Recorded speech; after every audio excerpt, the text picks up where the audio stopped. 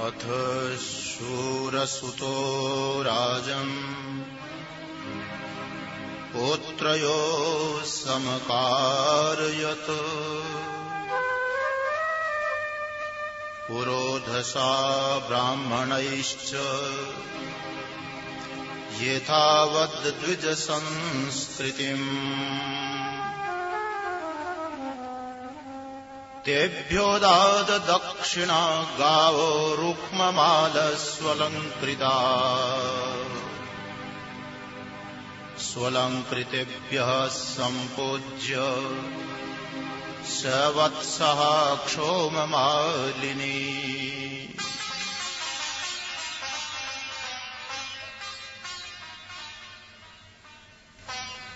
प्रेमपुरी जी आश्रम ट्रस्ट द्वारा आयोजित भागवत ज्ञान यज्ञ के आज 7 दिवसीय सायंकालीन सभा का प्रारंभ कर रहे हैं।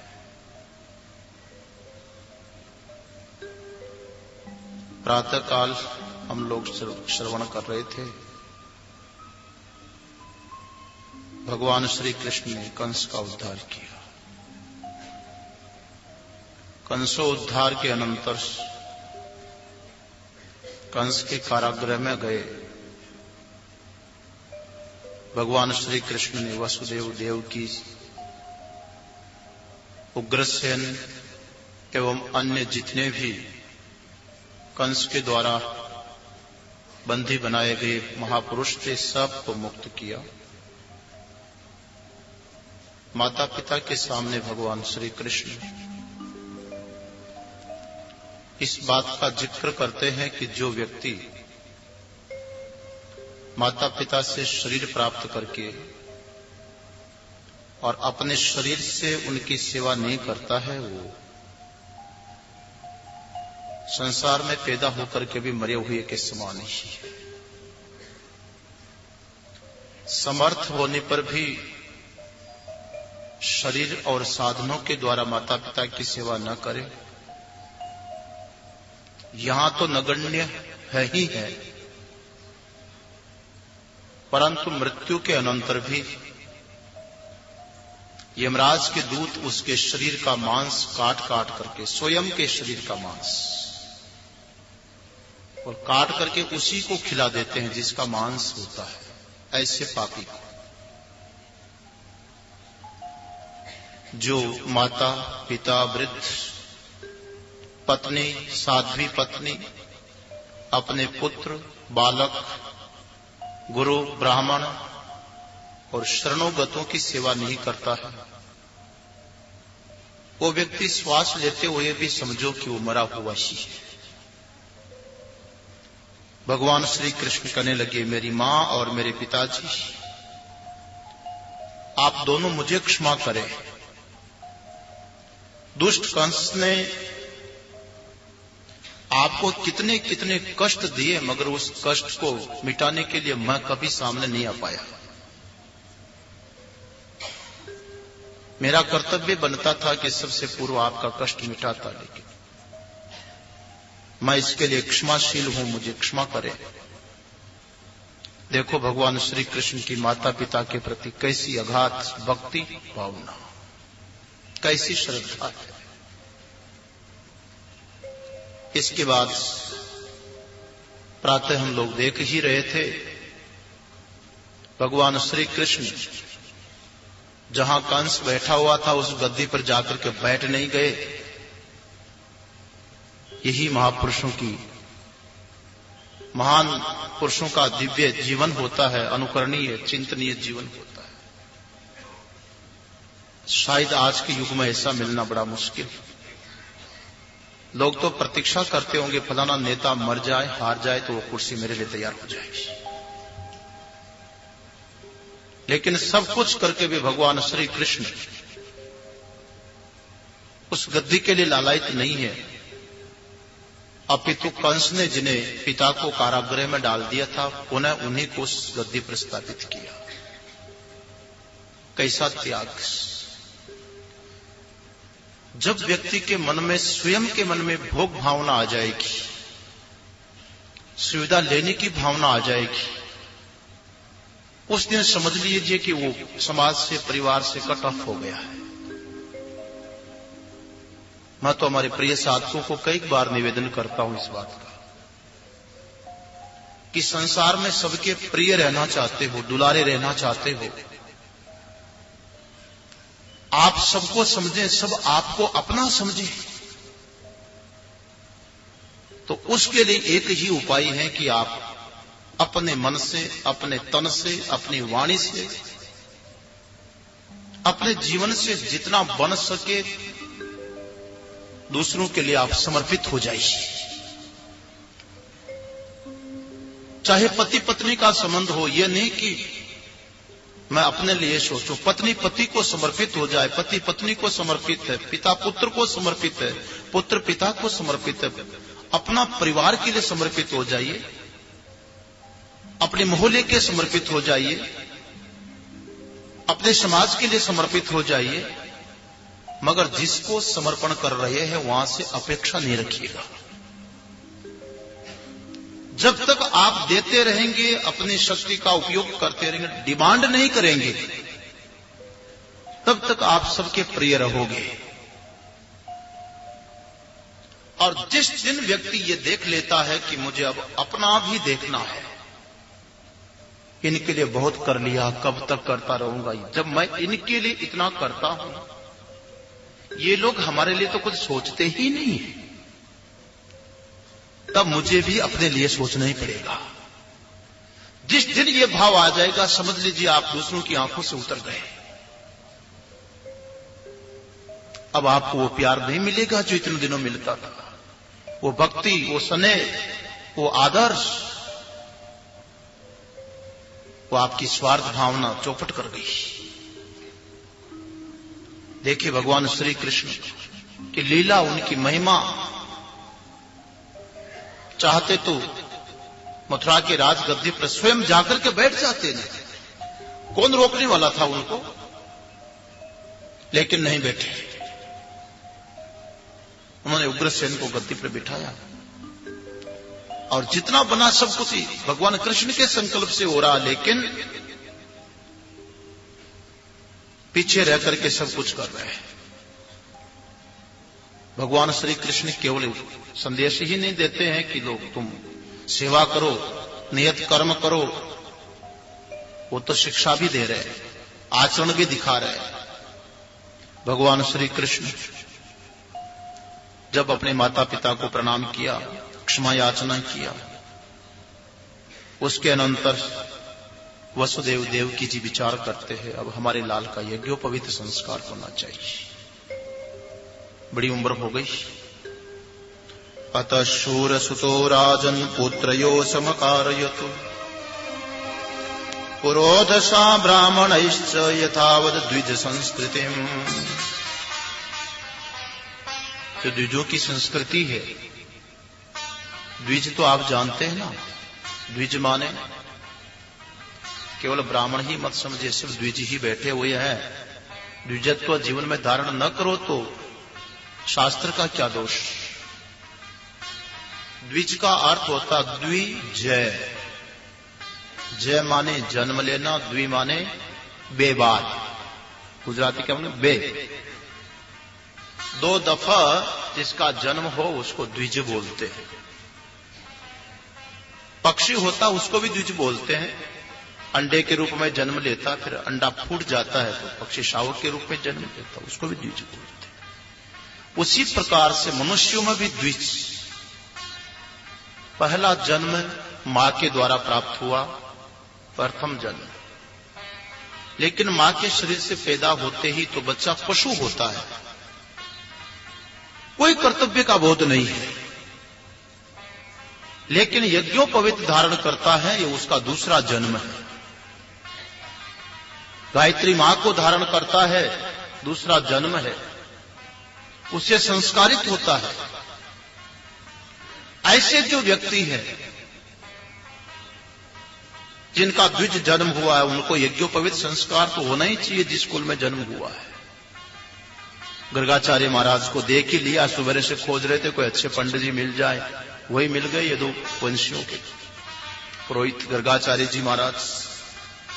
गर्गाचार्य जी महाराज को बुलाया और विधिवत यज्ञोपवीत संस्कार करवाया भगवान कृष्ण और बलराम जी दोनों का साथ साथ। यज्ञोपवीत संस्कार हो गया। वो गुरुकुल में विद्या अध्ययन के लिए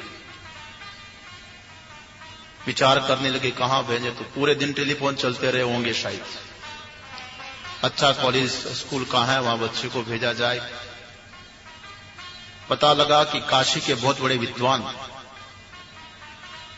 अभी इस समय पर अवंतिकापुरी में आकर के निवास कर रहे हैं। ये क्या उज्जैनी में, और जिसको अभी बोलते हैं उज्जैन, सांदीपनि ऋषि, बड़े प्रसिद्ध और बड़े विद्वान। माता पिता ने विचार करके पढ़ने के लिए भगवान श्री कृष्ण और बलराम जी को गुरुकुल में भेजा। सांदीपनि ऋषि के आश्रम में पढ़ने के लिए गए, जिस आश्रम में भगवान साक्षात नारायण हमारे कन्हैया विद्या अध्ययन के लिए जा रहे हो, वो गुरु भी धन्य हो जाएंगे ऐसे शिष्यों को पाकर।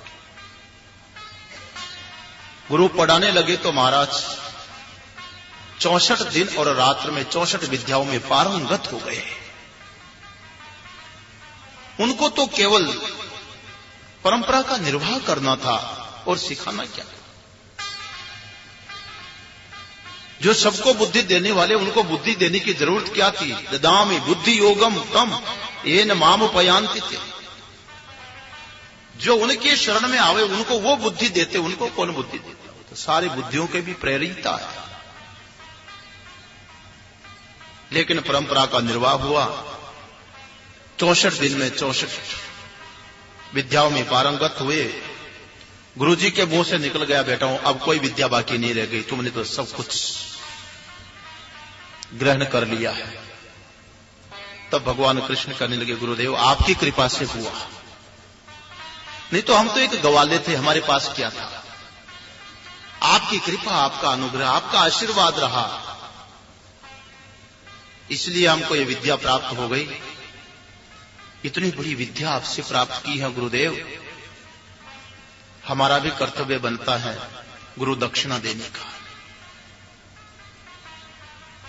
हमारा विचार है गुरुजी, हम अपनी मर्जी से नहीं, आपसे ही पूछना चाहते क्या पसंद करेंगे, गुरु दक्षिणा में क्या लेंगे। गुरुजी की प्रसन्नता जिसमें हो वो दक्षिणा देनी चाहिए। आप लोग सोच रहे हैं कि महाराज आप भी बता दो, कल नंबर आने वाला है, बता दो, ईमानदारी से लाओगे, छोड़ के जाओगे। डर गए पता नहीं बाबा जी कोई बाल बच्चों को न मांग ले। ना ना, सचमुच में 7 दिवस बैठ करके आप जो भागवत श्रवण कर रहे हैं, वास्तविक यदि आप दक्षिणा देना चाहेंगे, भागवत पर चढ़ाना चाहेंगे, तो मैं तो यही प्रार्थना करूंगा, सुनते सुनते कहीं न कहीं आपको मालूम पड़ा होगा कि ये तो मेरे में बहुत बड़ी कमी है। मेरे व्यवहार में, मेरे आचरण में, मेरे चिंतन में, मेरी बोली में, पूरी भागवत में कभी भी आपको यह लग गया हो कि ये बात तो मेरे लिए आई है और ये कमी मेरे अंदर है, ये मेरे में गुण नहीं है, ये बुराई मेरे अंदर है। पूरी भागवत में कहीं पर भी आपको एक बार भी एहसास हुआ हो, वो जो बुराई को आपने महसूस कर लिया कि ये बुराई है, कृपा करना सबसे बड़ी दक्षिणा वो होगी कि कल भागवत जी पर रख जाना, वो बुराई अपने साथ मत ले जाना, वापस यहीं छोड़ जाना। ये कृपा जरूर करना। मेरी पसंद वही है कि अपने जीवन में कुछ परिवर्तन आवे, सुधार आवे। रोज का वही ढर रहा कि भागवत वही सुन ली, चले गए, मनोरंजन हो गया, टाइम पास हो गया, बहुत अच्छा लगा। अरे लगा, लेकिन भीतर भी कुछ गया। इतनी कृपा जरूर करना। भगवान श्री कृष्ण पूछने लगे, गुरुदेव आप क्या पसंद करेंगे। भगवान श्री कृष्ण कहने लगे, भाई पूछ करके बताऊंगा। ये पूछने की परंपरा सज्जनों तब से चल रही है, आप लोग भी गलती मत कर देना, कोई बात आवे तो पूछ लिया कर। पंडितानी को पूछ करके बताऊंगा। रात्रि को बातचीत होने लगी, ऋषि पूछने लगे पंडितानी से, शिष्य बड़े योग्य हैं, बड़े कुशल है, होनहार है, आज तक ऐसे योग्य शिष्य हमने प्राप्त नहीं किए। आज तो मेरी विद्या सफल हो गई। इतने कुशल हैं और कहते हैं गुरुजी आप जो दक्षिणा मांगोगे वो दूंगा। तुम्हारी क्या सम्मति, तुम क्या चाहते हो, तुम्हारी मर्जी की दक्षिणा मांग ले। सांदीपन ऋषि की पत्नी कहने लगी, पतिदेव ऐसी बात है तब तो सबसे बढ़िया ये होगा कि प्रवास क्षेत्र में हमारा बालक जल में डूब करके मर गया ना, मुझे उस बेटे की बहुत याद आती है। जब उसकी याद आती तो मेरा कलेजा कांपने लगता है, रोंगटे खड़े हो जाते हैं, मैं कहीं खोई खोई हो जाती हूं, मुझे वही वो दिखाई पड़ता है। हो सके तो ऐसे योग्य पुत्र शिष्यों से हम मेरे उस पुत्र को वापस मंगवा दीजिए। प्रातः काल हुआ, गुरु वंदन करने के लिए भगवान कृष्ण और बलराम जी आए, प्रणाम किया, कहा गुरुदेव कुछ विचार किया, क्या पसंद करोगे? सांदीपन ऋषि करने लगे, प्रवास क्षेत्र में हमारा बालक समुद्र में डूब करके मर गया, समुद्र ने डुबा लिया है, उस पुत्र को वापस लौटा करके हमको दिला दो, ये हमारी गुरु दक्षिणा होगी। भगवान श्री कृष्ण बलराम जी दोनों ही चल पड़े, उसी समय चल पड़े, समुद्र के किनारे जाकर के खड़े हो गए। आज मानो भगवान श्री कृष्ण भगवान राम बन गए हैं, धनुष बाण हाथ में उठा लिया है। रूप से देखते हैं तो मानो भगवान कृष्ण ने रुद्र रूप धारण कर लिया है। समुद्र भी डर करके भयभीत हो गया, सामने मूर्तिमान होकर के प्रकट हुआ। भगवान प्रभु को प्रणाम किया। भगवान श्री कृष्ण कहते, समुद्र हमारे गुरु बालक को डुबा करके तुमने मारा है, हमारा गुरु बालक वापस लौटो। मनुष्य वेशधारी समुद्र कहने लगा, भगवान आपके गुरु पुत्र को हमने नहीं डुबाया, एक दैत्य एक राक्षस हमारे भीतर रहता है, शंख के रूप में, शंखासुर है, वही आपके गुरु पुत्र को ले गया है। भगवान श्री कृष्ण समुद्र में छलांग मार गए, शंख के रूप में छुपे हुए दैत्य को पकड़ करके बाहर निकाला, चीर करके देखा, सोचा कि खा गया होगा, लेकिन गुरु पुत्र नहीं मिला। भगवान श्री कृष्ण यमराज के पास पहुंचे, संयमनीपुरी में। बोला यमराज को सब मालूम होता गुरुपुत्र कहां है। कहा यमराज हमारा जो गुरुपुत्र है जहां जिस अवस्था में है, कुछ भी उसके कर्म गुण देखे बगैर उसको वापस लौटा दीजिए, मेरा आदेश। ये मत देखना कि उसने पुण्य किया कि पाप किया और कर्म का फल भोग रहा है, कुछ नहीं, मेरा आदेश है। ये भगवान की कृपा है, ये भगवान का अनुग्रह है, यही भगवान की भगवत्ता है। जो चाहे भगवान कर सकते हैं। इसीलिए तो भगवान ने कहा कि पापी से पापी भी यदि समर्पित हो जाता है, प्रभु के लिए जीवन जीता है, तो भगवान उसके कुछ पाप को नहीं देखते, कहां से कहां भक्त को पहुंचा सकते हैं। ये तो गुरु बालक। यमराज ने गुरुपुत्र को लाकर के वापस दिया। भगवान श्री कृष्ण गुरुपुत्र लाकर के गुरुदेव के सामने उपस्थित कर देते हैं। गुरु दक्षिणा दे करके मनवांछित गुरु दक्षिणा हो, धन्य धन्य हो गए, गुरु प्रसन्न हो गए, विपुल आशीर्वाद लिया और वहां से चल करके वापस मथुरा लौट आए। भगवान श्री कृष्ण जब मथुरा लौट करके आए, आने के बाद विचार किया, जब से मैं ब्रज से आया हूं तब से वापस लौटा नहीं, कोई समाचार नहीं है। उन गोपियों का प्रेम तो भुलाया नहीं जाता है। बाबा नंद और मां यशोदा के क्या हाल होंगे, जरा उनको सांत्वना देनी चाहिए, बड़े दुखी होंगे।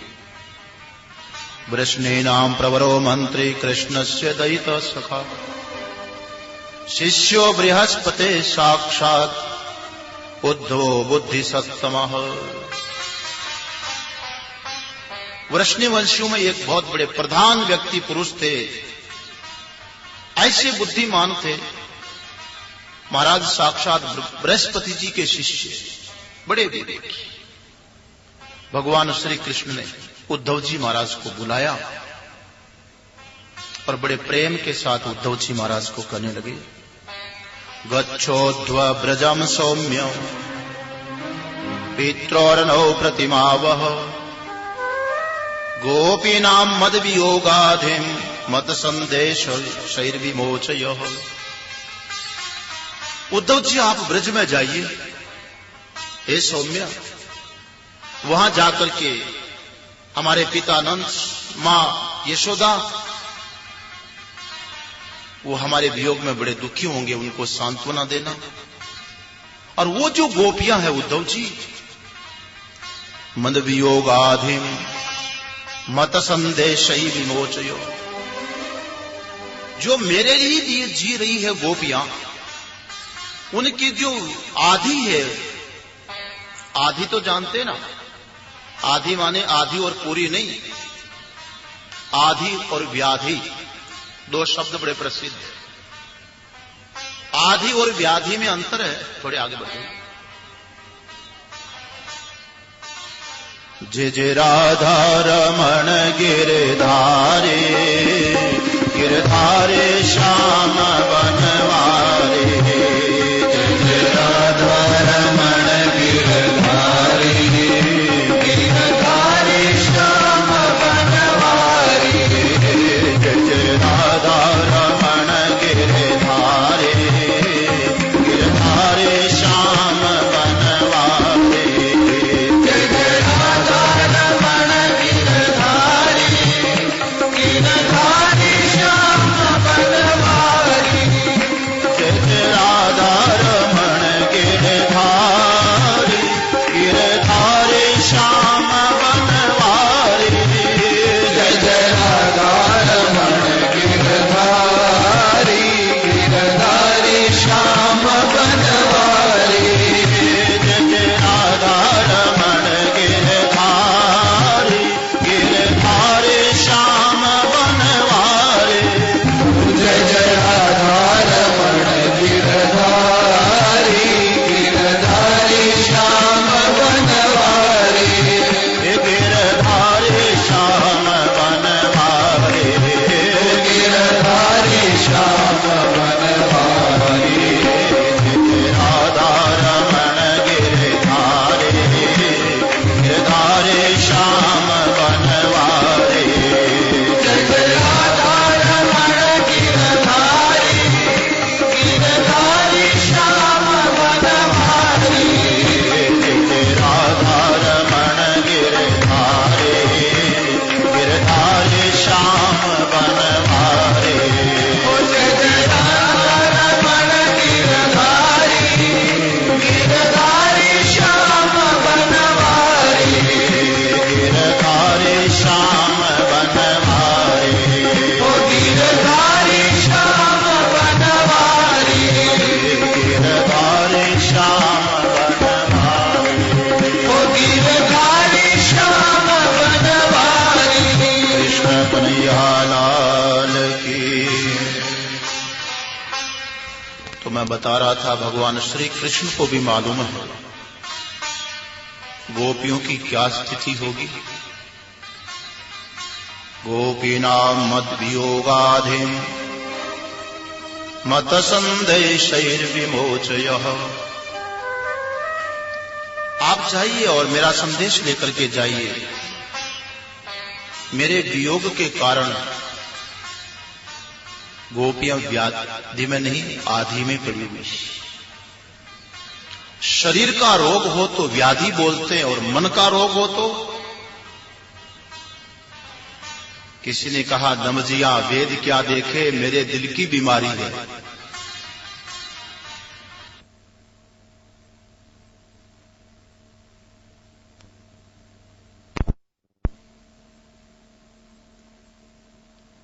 व्याधि नहीं, इसको तो आदि है, मन का मरीज। गोपियों को तो सबसे बड़ा रोग वो हो गया भगवान का वियोग, सहन नहीं हो रहा। भगवान श्री कृष्ण कहते हैं उद्धव जी जाओ, मेरा संदेश देकर के उनकी आधी मिटा दो, मन का रोग मिटा दो। तामन मनस्का मत प्राण मदर्थे त्यक्त देहि कहा मामेव दयितम प्रेष्ठम आत्मानं मनसा गता ये त्यक्त लोक धर्माश्च मदर्थे तान विभर्म्य। भगवान श्री कृष्ण कहते हैं देखो उद्धव जी, वो गोपियां तो ऐसी हैं कि उनका मन भी मेरे में ही रहता है और उन्होंने तो अपने प्राण भी मुझे ही दे रखे हैं। माने एक एक श्वास, एक एक रूप, एक एक शब्द, एक एक रस में मेरी रसानुभूति करते, मेरा चिंतन करती हैं। सचमुच में मेरे लिए उन्होंने अपने शरीर को भी त्याग रखा, देह की भी परवाह नहीं करते। नहीं देखा था जब महाराज के समय वेणुवादन हुआ, जो जिस स्थिति में थी, शरीर की चप्पल तो किसी ने नहीं पहनी, खाते खाते भोजन छोड़ करके दौड़ पड़ी, कहां शरीर की चिंता कर रही थी। सब कुछ मुझे जिन्होंने समर्पित कर दिया, और तो और लोक धर्म भी छोड़ दिए, लौकिक मर्यादाओं का भी उल्लंघन करके जो मेरे लिए जी रही है, उन गोपियों को जाकर के केवल मेरे ही लिए जीवन धारण कर रखा है। जाकर के उनको मेरा संदेश दो। मयि ताप्रेषां प्रेष्ठे दूरस्थे गोकुल स्त्रियो स्मरन्त्यो अंग विमुह्यन्ति विरोहत कंठ विह्वलः। जाइए उद्धव जी, उन गोपियों का तो सबसे परम प्रिय तत्व मैं ही हूं। वो मुझे अपने से दूर समझती है, मैं उनको दूर नहीं समझता, मैं न उनसे दूर हूं, लेकिन गोपियों को ये ज्ञान मालूम नहीं, इसलिए मुझे बहुत दूर समझती हैं। वो सोचती हैं कि हम ब्रज में रह गई और हमारे प्रियतम मथुरा चले गए, दूर समझती है। और वो स्मरण कर करके बड़ी विह्वल होती है। जाकर के उनको सांत्वना दो। इत्युक्त उद्भो राजन संदेशम भ्रतुराधृतो आदाय रथमारुह्य प्रययो नंद गोकुलम। भगवान का आदेश पाकर के रथ के ऊपर चढ़े और उद्धव जी महाराज चल दिए। जब वहां पहुंचे तो इधर गोपियों की स्थिति यह थी, महाराज गायन्ति भीष्ट कर्माणि शुभानि बालकृष्णयो स्वलंकृताभिर्गोपीभिर् गोपैश्च सुविराजितम्।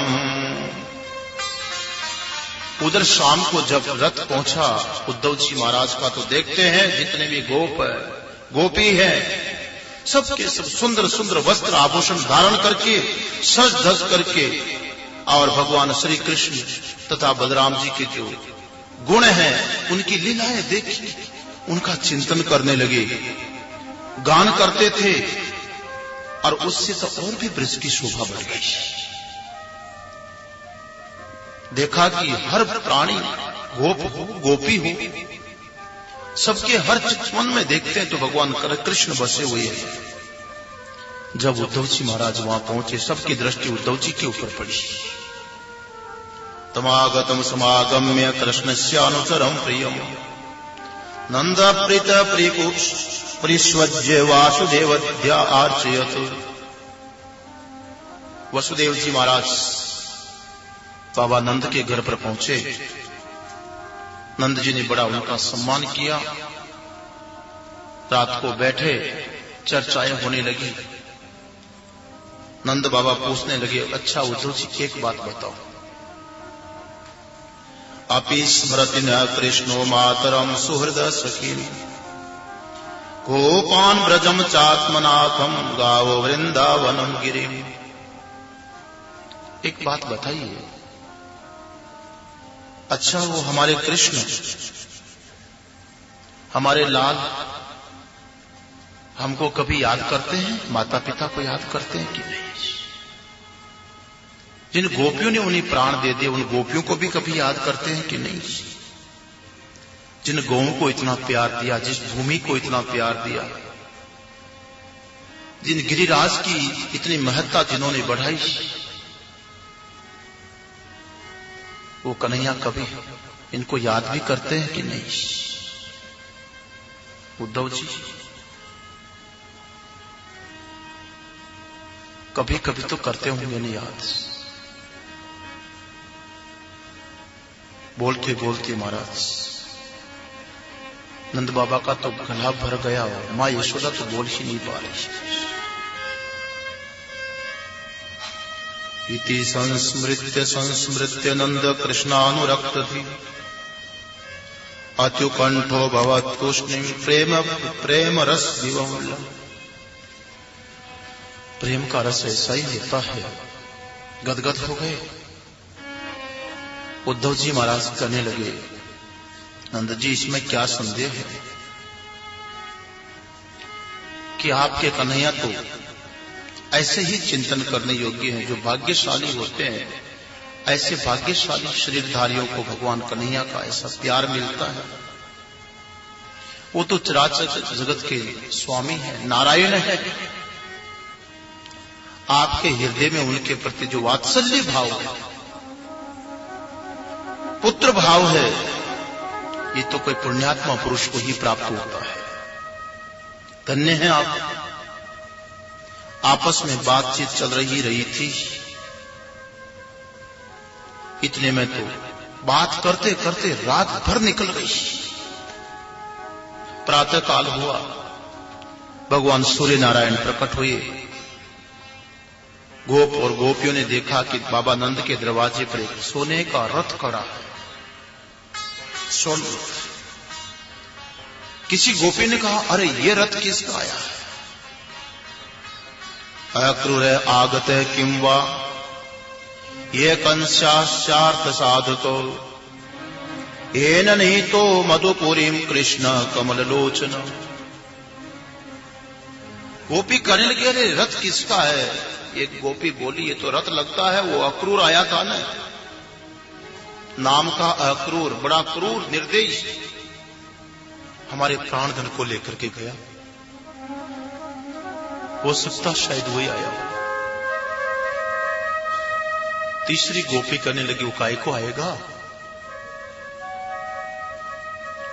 क्या अपने स्वामी कंस को मरवाने के बाद उसको पिंडदान करवाने के लिए हमको बुलाने के लिए आया?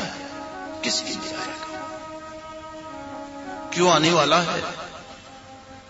कि मैं सादिश्यदि अस्माभिर्भर्तु प्रेतस्य निष्कृतिम इति स्त्रीणाम वदंती नाम उद्भव अगाध कृताहनि। क्यों आएगा वो? ऐसे बातें कर रही थी, इतने में तो उद्धव जी महाराज उधर से निकले, वहां भी पास में आकर के पहुंच गए। नजदीक आने पर मालूम पड़ा कि अक्रूर नहीं है, तो उद्धव जी महाराज आया। देखने में लगता मानो हमारा कन्हैया ही वापस आ गए। वो दीर्घ बाहु, वो सुंदर वेश पीतांबर धारण किए। जब गोपियों को मालूम पड़ा कि ये तो हमारे प्रभु का संदेश लेकर के उद्धव जी आए हैं, उद्धव जी महाराज को एकांत में ले गई। बोलो उद्धव जी उधर चलो, ये सब बातें लोगों के सामने करने की नहीं है। एक तरफ ले गई, एकांत आसन के ऊपर उद्धव जी महाराज को बिठाया। प्रश्नों की झड़ी लग गई, पूछने लगी। जिसको जो आवे, जैसा आवे, ये भी विचार नहीं रहा कि पूछने की बात है कि नहीं। प्रेम उसी का नाम है। जहां तक व्यवहार की शुद्धि है, वो क्या प्रेम है? प्रेम लगा परमेश्वर सो तो भूल गया सब ही घर बारा। प्रेम लगा परमेश्वर सो तो भूल गया सब ही घर बारा।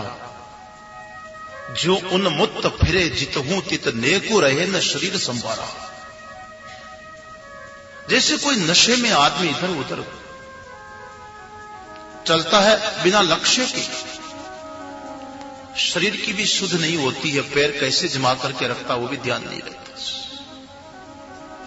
जब व्यक्ति भगवान के प्रेम में पागल हो जाता है, शरीर की शुद्ध भी खो देता है। खोता नहीं है, चली जाती है। शुद्ध खोएगा तो आडंबर होगा, लेकिन शरीर की शुद्ध चली जाती है, ध्यान रहता ही नहीं। जो उन्मत्त फिरे जितहूं तितु नेको रहे, न शरीर संबारा। श्वास उश्वास उठे सब रोम चले, दृग नीर अखंडित धारा। एक एक श्वास में शरीर के बाल बाल खड़े होते जा रहे हैं, उसका चिंतन कर करके, उनका स्मरण कर करके आंखों से अश्रुधारा बहने लगती है। ऐसी प्रेम लक्षणा भक्ति गोपियों के जैसी किसी के जीवन में आ जाए तो फिर प्रहलाद की भक्ति करने की कोई जरूरत नहीं है। श्रवणम कीर्तनम विष्णु स्मरणम पाद सेवनम अर्चनम वंदनम दास्यम सख्यम आत्म निवेदनम, ये नवदा भक्ति की जरूरत कहां पड़ी है। सुंदर कौन करे नवधा विधि, चाह की करो रस पी मतवारा। वो तो प्रेम रस पी करके मस्त हो रहा है, शरीर में नहीं रह गया, वो तो उस आनंद में, उस रस में। वो गोपियों की स्थिति देखिए थी उसने। अच्छा उद्धव जी,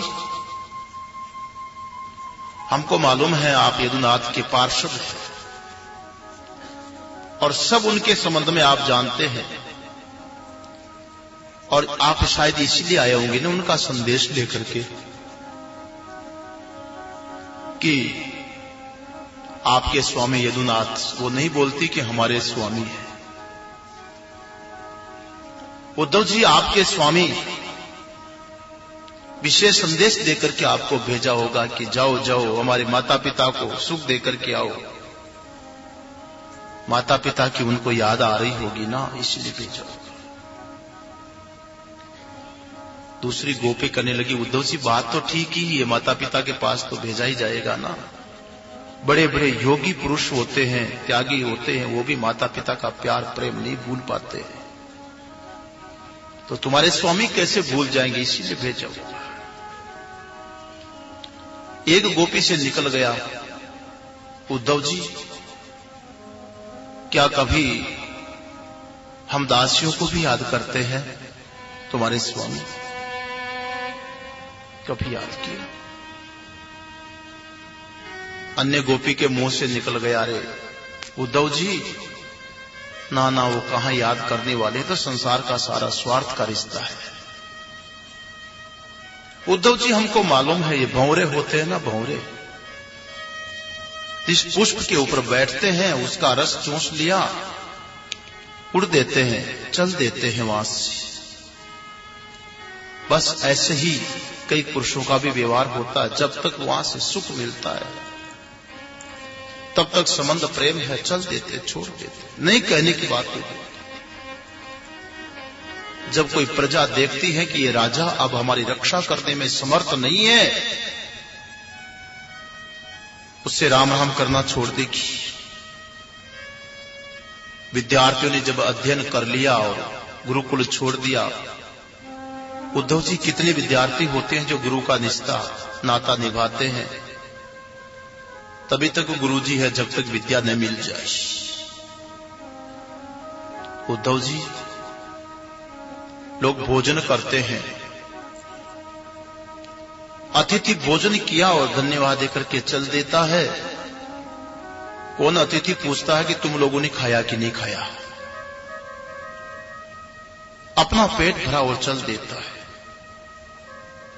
उद्धव जी, जब व्यक्ति भोजन करने बैठता है तब तक पत्तल को आदर देता है, भोजन करने के बाद पत्तल को वहीं छोड़ करके चल देता है। हाँ उद्धव जी, हम जानती हैं, वन में आग लगती है, सारा जंगल जले जाता है, लेकिन उस जंगल में रहने वाले जो पशु होते हैं वो भाग खड़े होते हैं। बेचारा जंगल जल जाता है, हाँ हाँ उद्धव जी, चाहे स्त्री के हृदय में कितना ही स्नेह क्यों न हो, जार पुरुष अपना स्वार्थ पूरा करके दौड़ देता, चल देता है। ऐसी ऐसी बातें जो नहीं कहनी थी वो भी निकल पड़ती। उद्धव जी देखते हैं, इनके तो रोम रोम, रग रग में, हर चिंतन में, हर स्फुरणा में कन्हैया बसे हुए है। कहां वियोग है इनका, ये तो उनके साथ में ही है। ऐसा करते करते गोपियां तो कुछ तो रो पड़ी, भगवान के गुणगान करते करते सारी लज्जाएं भूल गई। काचित मधुकरम दृष्ट्वा ध्यायन्ते कृष्ण संगमम प्रिय प्रस्थापितम दूतम कल्पयित्वेदम अब्रवीतु। इतने में तो ये कोई भंवरा था, भ्रमर, किसी गोपी के पैर के पास में आकर के भौं भौं भौं करने लगा, गुंजार करने लगा। गोपी ने समझा कि जैसे ये उद्धव आया है ऐसे ही ये भी हमारे प्रियतम का दूत बनकर के कोई आया है, और लगता है कि कन्हैया ने इनको दूत बनाकर के भेजा है। लेकिन भ्रमर में भी एक दूत नहीं देखती, कन्हैया का चिंतन होने लगता है। भ्रमर को कहने लगी, अरे भ्रमर, जा तू जा, यहां से हट, तू कपटी का भेजा हुआ है, तू कपटी है। यहां आकर के अनुनय विनय कर रहा है, जा हमारे पैर मत छू, झूठे प्रमाण करके, और बड़ा अनुनय विनय कर रहा है, नाटक नहीं कर। मुझे मालूम है तू कहां से आया है। महाराज, गोपी भ्रमर को नहीं बोल रही है, ध्यान देना। सीधा व्यंग्य जा रहा है उद्धव जी के ऊपर, तो हमको ज्ञान सिखाने के लिए आया है। जानती है वो कितना बड़ा कपटी निकला, जो हमें इतना प्यार दुलार स्नेह दिया, छोड़ करके ऐसे गया कि लौट करके देखा नहीं। ऐसा कपटी तू रथ पर चढ़ करके आया तो वो नहीं आ सकता था। मालूम है वो भी तुम्हारे जैसे पीतांबर, वो तो भी उनकी नकल करके आया, पीले वस्त्र पहन करके आया। भ्रमर के पैरों में पराग कण लगे हुए थे, पीले पीले, संबोधित करती उनको। लेकिन भाव तो था, उद्धव जी को उल्लाना दे रही है, तुम हमें समझाने के लिए आए। अपिबत मधुपर्या आर्य पुत्रोदनास्थे स्मृति सपितृगेहान सोमे बंधुश्च गोपान क्वचिदपि स कथान किंकरीणाम गृह्णीते।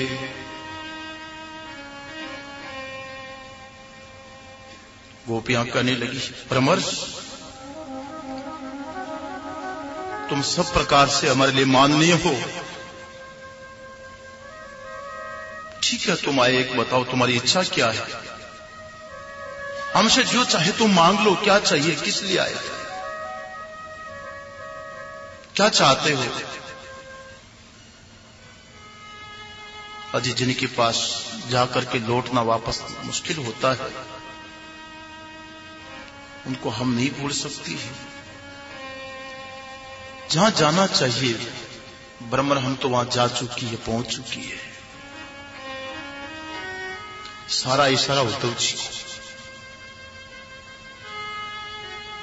उद्धव जी समझते हैं इनका कोई वैकारिक प्रेम है, लेकिन उनका प्रेम देखा तो उद्धव जी को भी बात समझ में आई, वैकारिक प्रेम नहीं है, ये तो विशुद्ध प्रेम। उद्धव जी उनकी स्थिति देख करके महाराज आए थे समझाने के लिए, रंग गए उनके प्रेम रंग।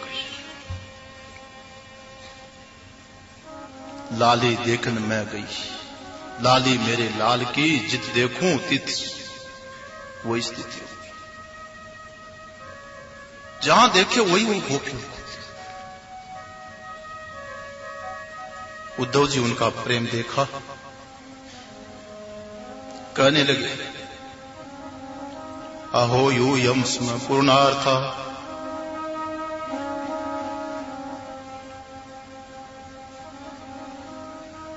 भवत्यो लोक पूजित वासुदेवे भगवती यास्यमित्यर्पितम् मनः।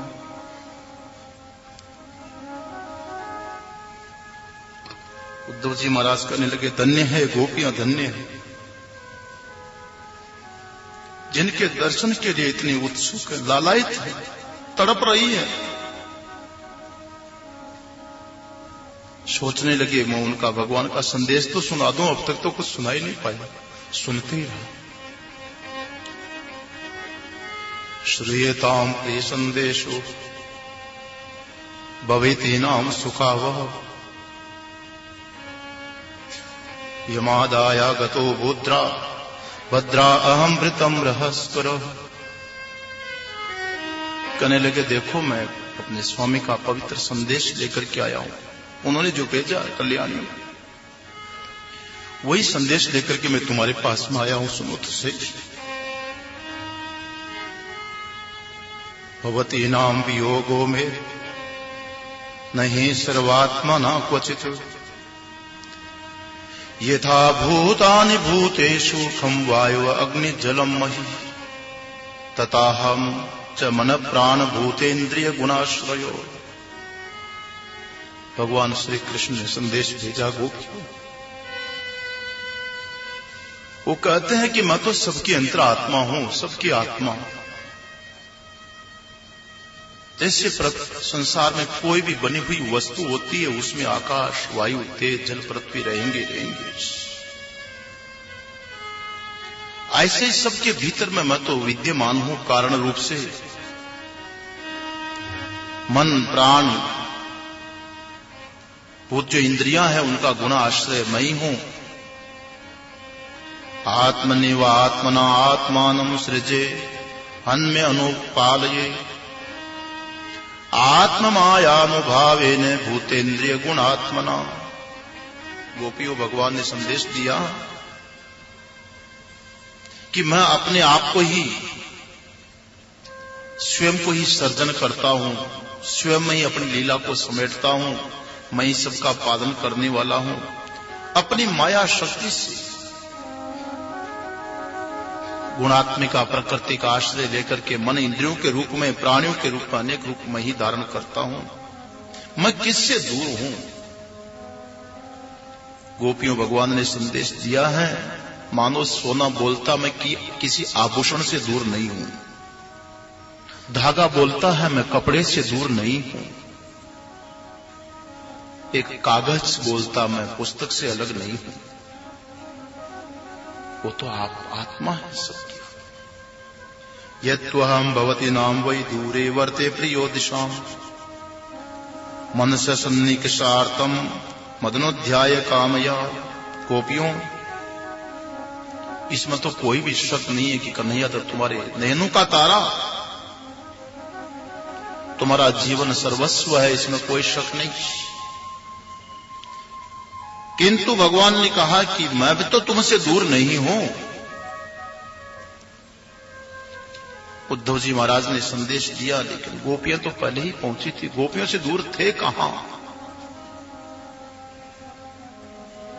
बड़ा समझाने की बात, भगवान के लिए बड़ी पूजा सेवा लेकर के उद्धव जी महाराज विदा किए गए। गोपियां प्रभु की चिंतन कर रही हैं। गोपियों ने बड़ा संवाद किया उद्धव जी महाराज के साथ। हे नाथ हे रमानाथ ब्रजानाथार्थिनाशन मग्नम उद्वर गोविंद गोकुलम ब्रजनारणवात।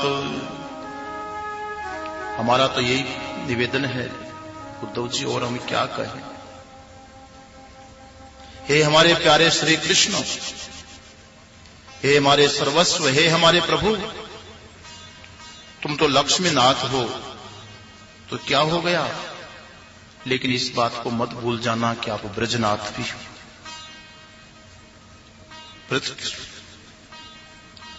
हम ब्रज गोपियों के एकमात्र तुम ही हमारे स्वामी हो प्रभु। हे श्याम सुंदर, हमारी व्यथा मिटाने वाले, हमारे संकट को काटने वाले, हे गोविंद, तुम्हारे सिवाय और कोई। गोपियां तो वही प्रभु का चिंतन बोलते, हे प्रभु आओ हमारी रक्षा करो, आपके बिना हम जी नहीं सकती है। ये भक्ति की उत्कृष्ट स्थिति है महाराज। जब गोपियों का यह प्रेम देखते हैं, जिन लोगों को ये आक्षेप करने का दुस्साहस होता है कि वो रागात्मक संबंध था, जरा इस भाव सरोवर में डुबकी लगा करके देखें तो पता लग जाएगा कैसा प्रेम है। ये तो सारी वासना को समाप्त करने वाला विशुद्ध प्रेम, इससे बढ़कर के और क्या भक्ति हो सकती है। उद्धव जी महाराज अपना संदेश सुना करके वापस हुए। गोविंद जय जय गोपाल जय जय गोविंद जय